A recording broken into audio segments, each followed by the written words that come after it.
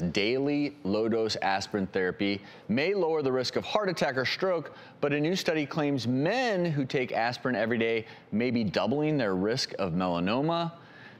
Why does this matter? Tens of millions of adults in the U.S. take a daily dose of aspirin for its cardioprotective effects. Break this down for folks a little bit. Sure. So this study was just published in the Journal of the American Academy of Dermatology, and they looked at 200,000 people in a database in Chicago at Northwestern.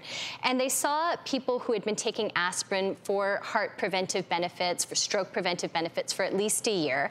And then they followed them out. And interestingly, why this study generated so many headlines is this was a huge surprise, because prior studies have always shown that aspirin, with its anti-inflammatory effects, may have some really beneficial benefits in terms of decreasing the risk of certain cancers like colon cancer, breast cancer, pancreatic cancer. In fact, what they observed is that men, and only men, not women, who took aspirin for at least a year had twice the risk of other people who hadn't taken aspirin of developing melanoma. Now, as a dermatologist, when I read this, I had to keep in mind melanoma is very rare. So it's about 90,000 cases per year in the United States, and when they looked at the incidence, it went from a little less than 1% to just slightly over 2%.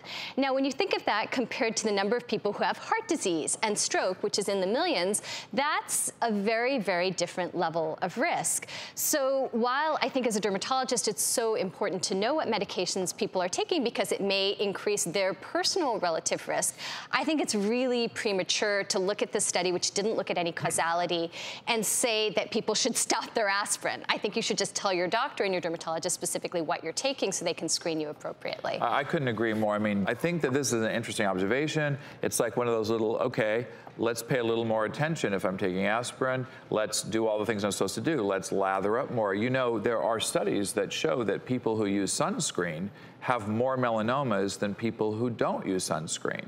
Now, is that because sunscreen causes melanoma? No. It's because people who use sunscreen go out in the sun, they apply it once, they stay out all day, they don't reapply. People who don't use sunscreen stay inside, they wear hats and long sleeves.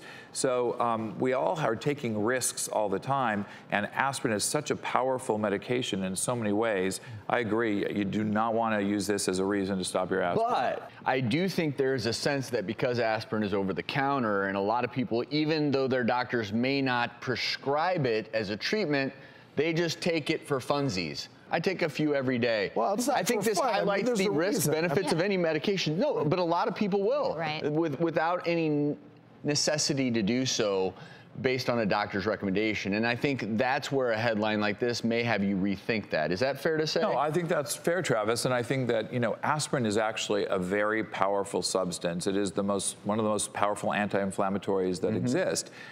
However, it isn't appropriate to every situation. There are people who have bleeding disorders, there are people who have ulcer disease, where aspirin can actually cause near fatal or fatal bleeding. So if you're going to use aspirin as a part of your armamentarium, you should discuss it with your doctor. And there are other anti-inflammatories that may not do all the same things that aspirin does. A big side effect of aspirin that a lot of people don't realize is ringing in the ears. And a lot of people have that, and it can be very bothersome. So yeah, there's a check and balance on everything. But I do think, as Dr. Batra said, that the incidence of melanoma in this situation is a much smaller monumentally smaller incidence than all of the really big diseases that aspirin can be used to treat and reduce, that one shouldn't make any knee-jerk reactions to this. And I think that whenever you read something like this, the headlines can be so startling. It's really important to remember these are just associations. We really don't know the causes yet. We have a lot of hypotheses, but we don't know. So certainly before you switch your medications or start taking a medication just because you think you read something, just run it by your doctor. You don't know what the interactions or the side effects could possibly be. And the take home, obviously, make sure you get those yearly checkups. Have someone check your entire body for lesions, changing lesions that are changing in color, size, consistency, borders, all of those things. Higher suspicion of a melanoma.